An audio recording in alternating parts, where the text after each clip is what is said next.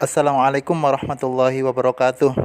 Berikut adalah materi matematika untuk hari Kamis. Silakan diperhatikan, disimak, dan dipahami ya.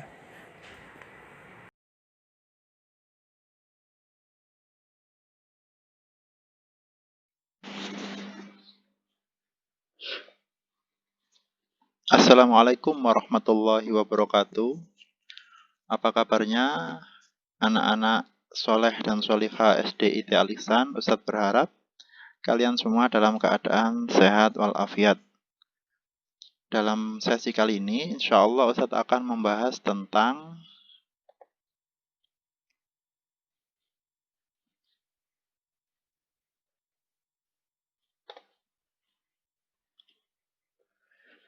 bab 5. Masih ingat kemarin sebelumnya kita membahas bab 4 tentang apa?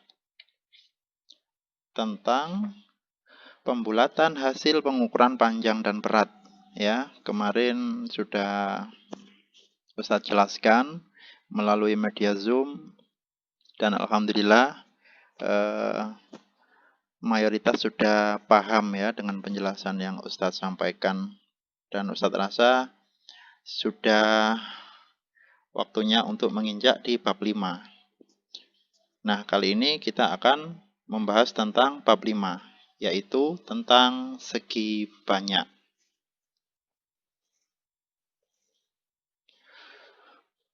Segi banyak, kira-kira apa sih manfaatnya untuk kita apabila kita memahami atau mempelajari segi banyak? Apa manfaatnya untuk kita dan apa tujuannya? Ya, ini sangat bermanfaat bagi kita semua ya, baik yang putra ataupun putri. Manfaatnya bisa digunakan untuk yang suka arsitektur, bisa digunakan untuk arsitek. Dalam ilmu atau dunia arsitektur ini sangat diperlukan ya, memahami tentang segi-segi dalam bangunan atau dalam sebuah gambar. Begitu pula untuk yang putri ya, tak kalah pentingnya juga bagi putri yang suka desainer misalkan, atau bahkan membuat kue pun ini diperlukan. Misalkan kita membuat kue roti dengan segi heksagon, oktagon. Wah, ini apa itu maksudnya Ustadz? Nah, itu nanti kita akan jelaskan ya. Maksudnya apa heksagon, oktagon. Itu adalah salah satu nama-nama dari segi banyak. Begitu. Jadi di sini dijelaskan tujuan pembelajarannya adalah menganalisis sifat-sifat segi banyak beraturan dan segi banyak tidak beraturan. Menganalisis atau menganalisa atau bisa diartikan juga meneliti, memahami, atau bisa juga diartikan menganalisis itu bisa diartikan juga mendeteksi ya. Seperti itu. Berikutnya pengertian dari segi banyak. Apa sih segi banyak itu?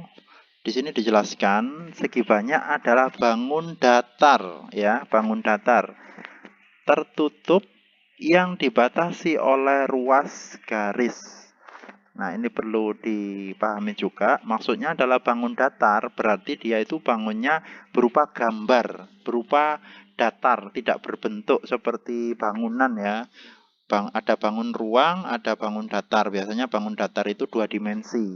Biasanya berupa gambar atau sehelai kertas yang berbentuk gitu. Jadi berupa lembaran.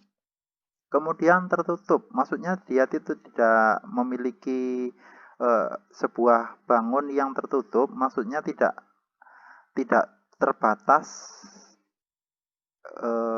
Maksudnya adalah tidak terbatas apa ya? Istilahnya itu dia itu tertutup, seperti misalkan Ustadz punya gambaran sebuah bangun segi 4. Nah, ini bisa dilihat di layar ya. Ini kan kotak ini ya, segi 4. Ini maksudnya tertutup, ada 4 sisi. Jadi bagian dalamnya ini tertutup oleh 4 sisi ini. Misalkan sisi satu ini hilang, maka itu bukan dinamakan bangun datar tertutup ya. Jadi cuma garis gini saja misalkan. Berarti itu seperti huruf C misalkan. Nah, ini berarti terbuka bukan tertutup. Kemudian yang dibatasi oleh ruas garis. Nah, ini maksudnya setiap sisinya ada garis ya. Jumlahnya 4. 1, 2, 3, 4 gitu ya. Jadi bangun datar yang tertutup yang dibatasi oleh ruas garis. Nah, itu adalah pengertian dari segi banyak. Sekali lagi, segi banyak adalah bangun datar tertutup, ini tertutup ya, yang dibatasi oleh ruas garis. Nah, ini ada 4 garis. 1, 2, 3, 4. Nah, bisa dipahami kan ya? Mudah kan? Ini adalah contoh segi banyak dan nama segi banyak dari ini. Setiap segi banyak itu punya nama ya. Untuk gambar ini yang ada di layar ini warna kuning ini adalah segi 4 itu. Itu adalah salah satu dari jenis segi banyak. Nah, ini ada beberapa gambar bisa diperhatikan. Segi banyak apa bukan ini kira-kira? Dan namanya apa? Itu harus dipahami. Jadi pertama yang warna pink. Yang warna pink ini adalah bentuknya panah ya, panah ke atas. Apakah ini dinamakan segi banyak? Kita lihat dulu penjelasannya tadi. Artinya pengertian segi banyak adalah bangun tertutup. Oh, apaan? Adalah bangun datar ya. Pertama-tama adalah bangun datar. Apakah ini bangun datar? Iya, karena ini gambar ya. Tidak memiliki bentuk 3 dimensi, hanya 2 dimensi. Maka ini disebut bangun datar. Nah, syarat pertama terpenuhi. Kemudian syarat kedua tertutup. Apakah bangun ini tertutup? Apakah ada salah satu sisi yang bolong? Kita perhatikan, oh tidak, semuanya tertutup. Berarti ini masuk syarat yang kedua. Syarat yang terakhir adalah dibatasi oleh ruas garis. Kita lihat, apakah sisinya berupa garis semua? Iya, semuanya berupa garis. Tidak ada yang lengkung, yang cembung. Semuanya lurus ya, garis lurus. Berarti ini bisa dinamakan segi banyak. Kemudian yang warna orange, kita lihat, kita perhatikan, apakah ini bangun datar? Iya, ini bangun datar karena ini gambar 2 dimensi. Kemudian apakah bangunnya tertutup? Kita lihat sisinya apakah ada yang lubang atau bolong? Tidak ada sisinya. Ternyata semuanya ada sisinya. Berarti bangun ini tertutup. Syarat kedua terpenuhi. Syarat ketiga dibatasi oleh ruas garis. Kita lihat yang menutup ini semuanya berbentuk garis apa enggak? Oh iya, ternyata semuanya garis. Berarti ini adalah bangun segi banyak. Kemudian yang terakhir, kita perhatikan warna hijau. Kita lihat apakah bangun ini bangun datar? Iya, ini bangun datar.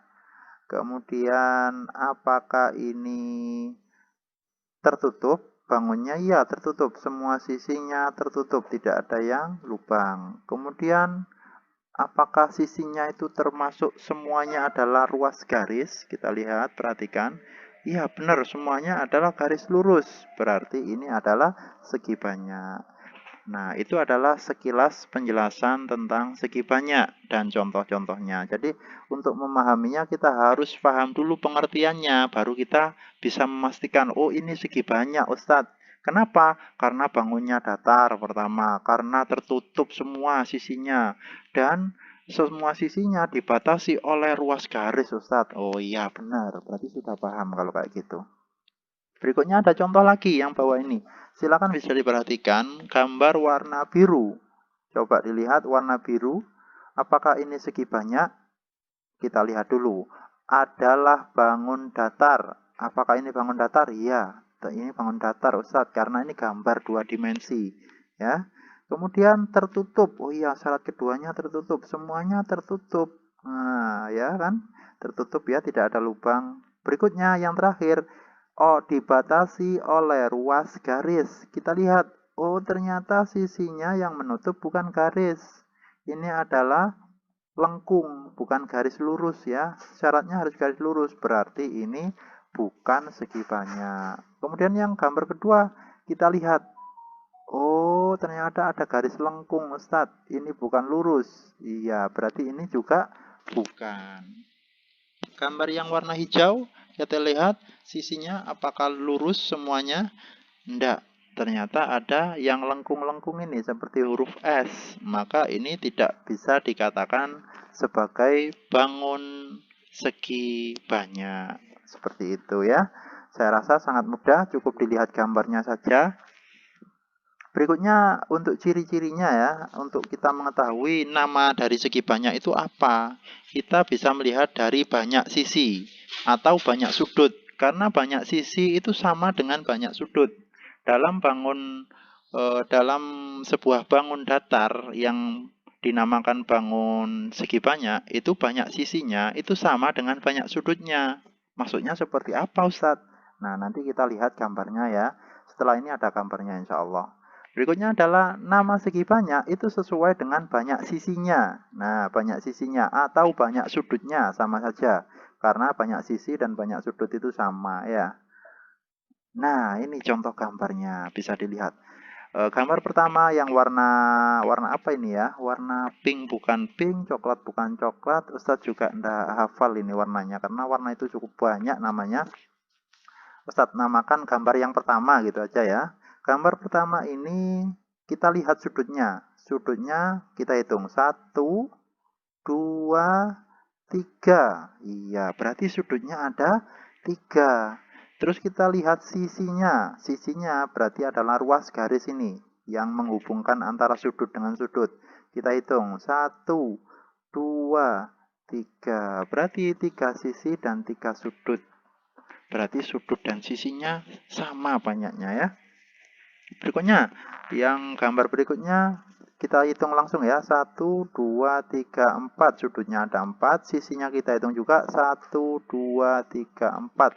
Nah, sisi 4, sudut juga 4. Berarti dinamakan segi 4. Kemudian yang terakhir, ada berapa sudut? Kita hitung dari bawah. 1, 2, 3, 4, 5. Ada 5 sudut. Kita hitung sisinya. 1, 2, 3, 4, 5.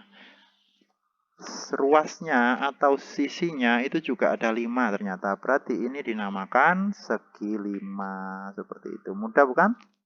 Nah, sekarang Ustadz punya beberapa gambar. Bisa dilihat. Kita langsung hitung ya. Kita langsung jawab ya. Yang gambar pertama. Apa kira-kira? Ini adalah segitiga sama sisi.